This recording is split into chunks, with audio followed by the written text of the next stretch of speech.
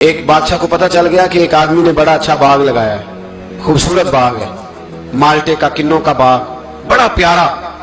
بادشاہ نے کہا ذرا جا کے دیکھتا ہوں۔ بادشاہ سلامت باغ دیکھنے آئے تو اب وہ مزدور آدمی تھا، عام آدمی تھا جس نے باغ لگایا، کسان تھا۔ اس کو کہا کہ چند کنوں توڑ کے لایا تو بڑے پیارے لگے، ایک دو اور لایا، کھائے، بڑے میٹھے، بڑے پیارے، بڑے توانا، بڑا مزہ آیا۔ تو بادشاہ کے دل میں خیال آیا کہ اس پہ قبضہ نہ کر لوں باغ پہ۔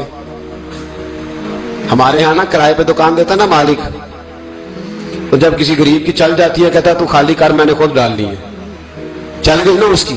حالانکہ رزق اپنے اپنے نصیب کا ہے، رزق اپنے اپنے نصیب کا ہے، جس کو اللہ تعالیٰ چاہتا ہے عطا کرتا ہے۔ تو اس کو کہا کہ اور توڑ کے لا، اور دل میں خیال ہے کہ یار اتنا اچھا باغ ہے، قبضہ کر لیتے ہیں۔ ہماری حکومتیں قبضہ کر لیتی ہیں کہ جو چیز اچھی لگ جائے۔ اب وہ کسان دو تین کنوں توڑ کے لایا، اس نے کھائے تو کھٹے نکلے، ترش تھے۔ کہنے لگا تجھے کیا ہو گیا ہے؟ تو بندہ بڑا صاحب دل تھا، کہنے لگا میں تو ٹھیک ہوں، آپ اپنی نیت سے پوچھیں کہیں خراب تو نہیں ہو گئی۔ تو کنوں میں بھی اس کا اثر آ گیا ہے، اپنی نیت، تو نیتیں بگڑ جائیں نا، نیتیں۔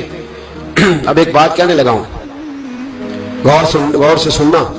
جب تک دو بھائی اکٹھے کاروبار کرتے ہیں، نیت ہوتی ہے کہ ہمارا گھر چلے گا، تب تک اللہ برکت دیتا ہے۔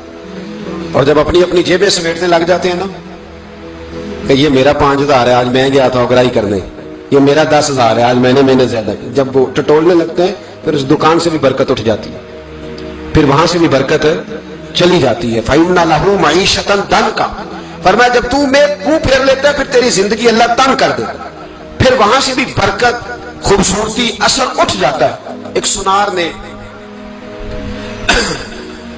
گلی میں ایک یتیم چھوٹے سے بچے کو گھومتے دیکھا تو سنار بے اولاد تھا، بچے کو اٹھا کے گھر لے آیا۔